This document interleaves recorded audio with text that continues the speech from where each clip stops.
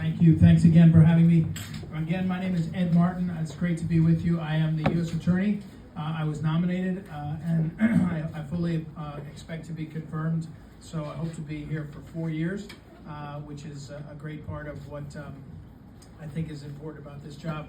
I am a husband. My wife, Carol, is a physician, geriatrics physician, older folks, internal medicine doctor. We have 4 children, 2 boys and 2 girls, and we're very blessed. So I am very, very excited to be the U.S. Attorney for D.C.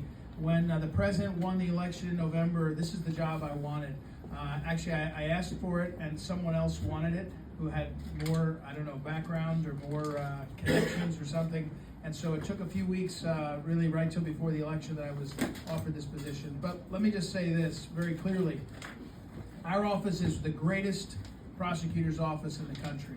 It's the most unique. We're the district attorney for D.C., and we're also the federal prosecutor for an incredible seat of government. The whole world comes to Washington, D.C. And my commitment to you all here is, first of all, we'll show up. You can see from our great folks, but also me and our prosecutors. We have 2 prosecutors here. We have assistant U.S. attorneys here, more than 2, but we're going to show up in the community, hear from you. When we can do it, we'll do it. When we can't do it, we'll tell you. We're going to be straight with you, and I think people deserve that.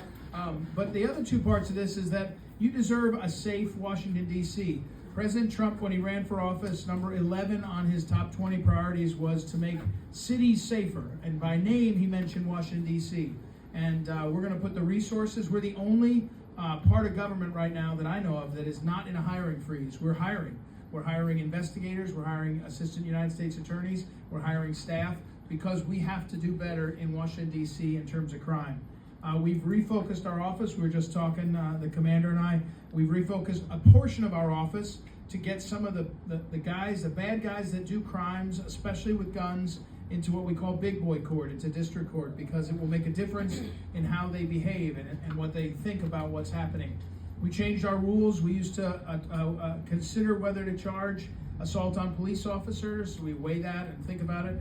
We charge it every single time. You hit a cop, we're going to charge you. I wish we could charge you for felony every time. There's rules on that, but we're going to charge you at least for a misdemeanor. Because again, for you to be safe, these men and women have to be able to go out in the community and not fear for their lives and not fear for their safety, and we're going to work on that. So having said all that, I've been in 7D for community meeting, here with you in 5D. I'll come back. We're 3, excuse me. I'll come back to you all. I'll come back with other people, whatever you want. We want to be present in the community, and we're going to make a difference. So we also have a big office that does a lot of other stuff, a lot of important stuff in our community. We're going to keep doing that. We're going to work hard at it, but mostly we're going to show up, and I think you deserve that. And I look at what's happened in this community in Washington, D.C., and I worry about our juveniles. I worry about how what our vision could be for their future, what we can do to keep ourselves safe. I worry about the guns. We were down, I guess it was 7D, and one of the men pushed me on that. He said, you talk about the guns, you're going to get the guns off the street.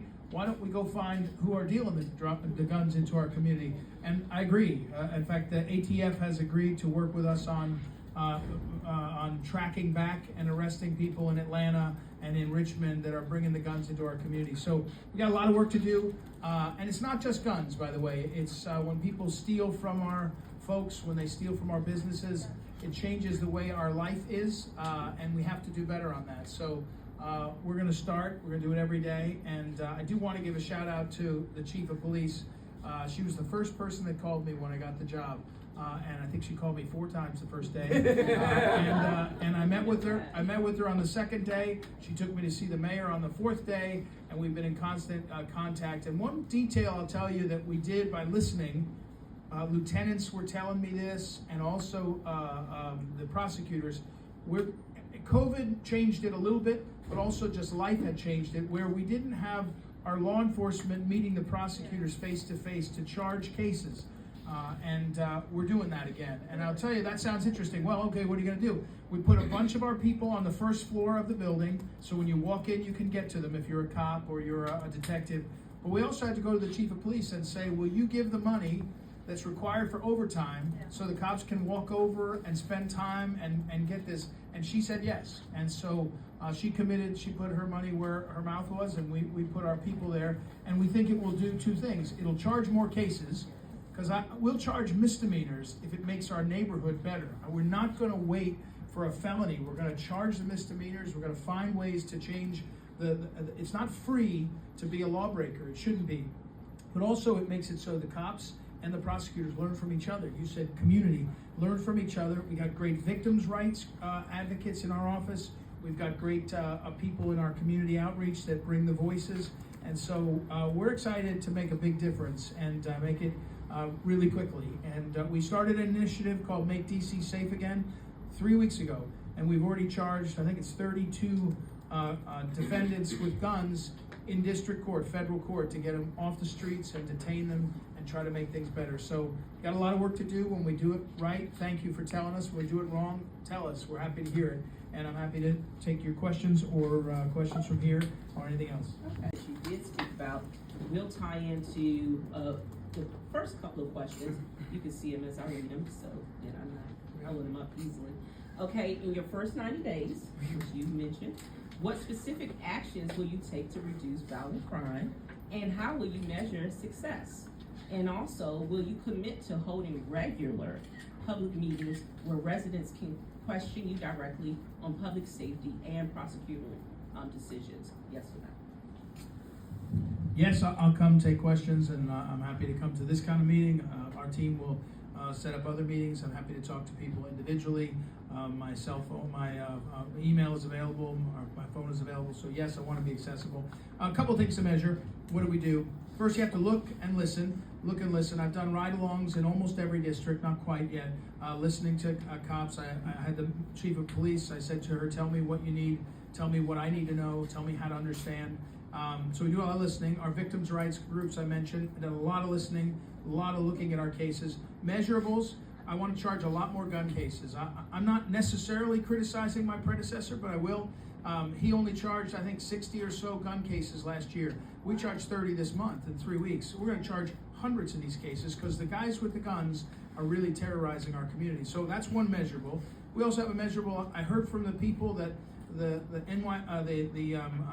PD, the MPD is under a lot of pressure. So what do we do? Well, one thing I said to the mayor, I'll go with her, I'll go with the chief, and ask for money to hire more officers. Because it doesn't, you can say you're going to prosecute everything, and we will, but you got to have cops, and you got to have them on the front line in the community, walking the beat and looking and doing well. You got to train them well. You can't do that with no money. So we need judges in our Superior Court. It's outrageous that we're down so many judges. And judges don't care at the Superior Court level if you're Republican or Democrat, right wing, left wing. They just need to be smart and decide cases and let's go. You know, most of our good people in those places are just thoughtful, not ideological. So I committed with the judges to go to the president, and he's committed to appointing judges. Rand Paul in the Senate has said that they'll confirm them. So that's another measurable. We have I don't know, 11, I get it wrong sometimes, 11 or 12 on the Superior Court, and we have 2 in the Court of Appeals. So one measurable is fill the judges' slots, like fill them, and let's move on to the next fight. We are going to make sure, talk about measurables, put a letter out for the cops to say, look, we're going to measure our support for the cops every day in every way we can. And let me be clear, that's not to the detriment of the criminals. Not even the suspects, not criminals. They deserve all the protections, and we have had an imbalance in this country of the prosecutors. This gets me in trouble with the prosecutors, my prosecutors sometimes.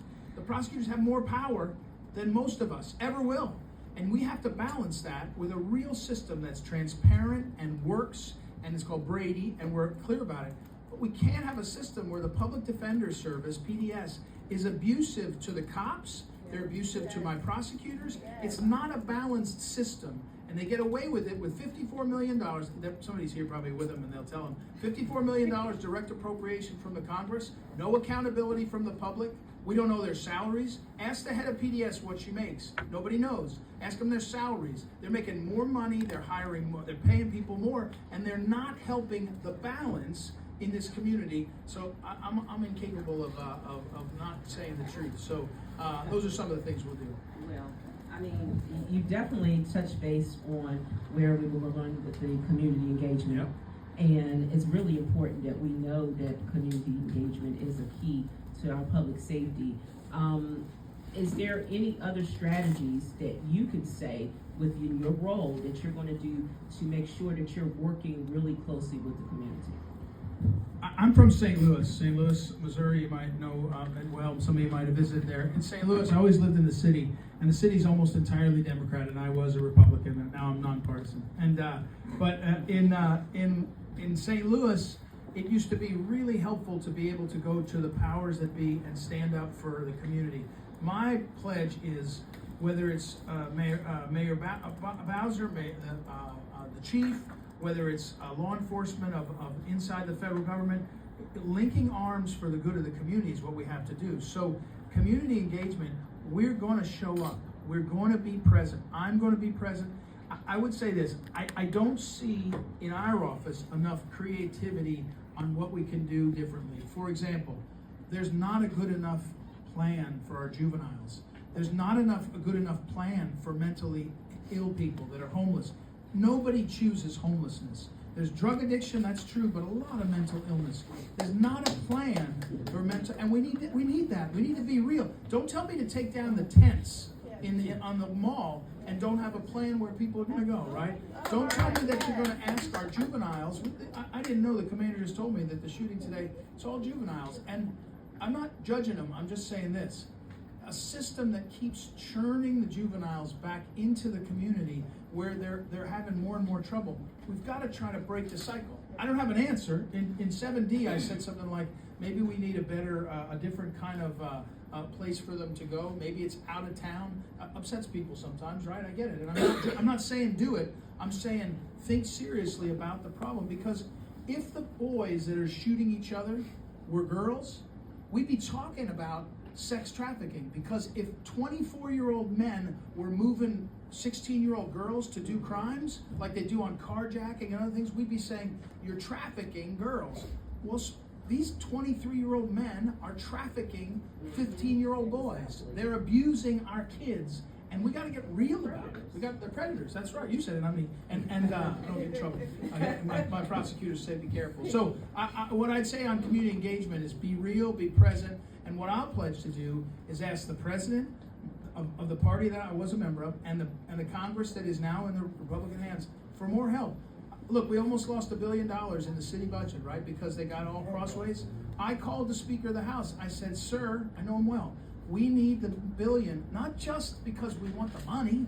It's for cops. It's for infrastructure. We can't lose $1 billion and try to make our city safe. And he's going to put the money back in. So we've got to be able to do that together. We know we need more than $1 billion. I know. We need to plan for 2026 as well. So, well, you're committed to public safety, obviously.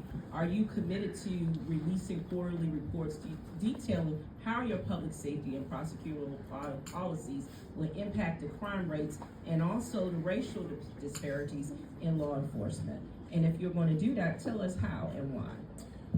Well, it would be easy for me to quickly say, yeah. I don't know how we would do that. So I'll ask our prosecutors, I'll ask our team how to do it. I do want more transparency so you see what we're doing. I do want to say to you what we're charging. You know, we changed our papering guidelines so that a lot of times our prosecutors, we have the most talented people in the world. These are the best lawyers, and they got the best training, and they become amazing. But it's like meeting an all-star pitcher. He doesn't like to lose. So when you say to him, "I'm going to put you in the bottom of the ninth, and you're down by 2, you might lose this," they don't like that. They like to win. We've got to take some chances in the community and try to charge more cases. And don't worry about one loss. Don't worry about the one loss record. Worry about what we're doing to change the dynamic. One thing I was told, I listened to the wiretaps on some kids talking, bad guys, young people. And they're saying, I don't want to be in big boy court because federal district court is more of a hassle for them, right? So we need to put them in big boy court so that it's more costly to be a bad guy and to be on the wrong side. So yes, we'll try to do better on transparency. I don't know what that means. I don't want to be glib about it. I think MPD, I've been impressed by how they show their data, what they do to show their data, and how they do it. So we'll figure out how to do that better and be transparent. We will also make decisions to tell our priorities. If we're going to shift our priorities to guns, we're going to tell you. It's going to mean something else goes, but you know my commitment is we got to make DC safe. So carjacking and guns and breaking into CVS and taking all the stuff, we got to do all that stuff and do it better. And so that's a priority. Look, I'll tell you one though that should make you happy. It makes me happy to tell you. We have a unit, MPD guys, that two of them that do this incredible online sting to get predators who exploit little babies, 1 year old to 4 year old. It's our team. It's your team? Is that your team? And they've saved 30 babies this year. I'm not talking about making it better for them. They find these predators and they get the babies away from the predators and they save babies. That's the kind of stuff that's happening, and they refuse to brag about it. I brag about it all the time. They're like, please stop talking about it. Because they don't want you to know that they're doing it because they're going to do it tonight and tomorrow and that's the kind of stuff that's happening. And so, one last thing: if we're going to be cheerleaders for DC, you got to be practical, and we need more cops to believe in what these guys and gals are heroes, and instead of having to feel like they're something like a good job with good benefits. They're not good job, they are a good job with good benefits, but they're heroes. And we got to go back to that in our community because we need people. One of those guys that does that work I said, what's the problem? He said, one problem is these young people think it's a cool job until they get a bad shift, and then they want to quit. And they're like, we signed on to be a cop and be a law enforcement, and we need service like that. Just like we need service like our great leader she's going to serve as a theologian, as a pastor. We got to have everything in a community and all the connections. Well, you definitely have given us, and I'm going to give you these questions, and I'm not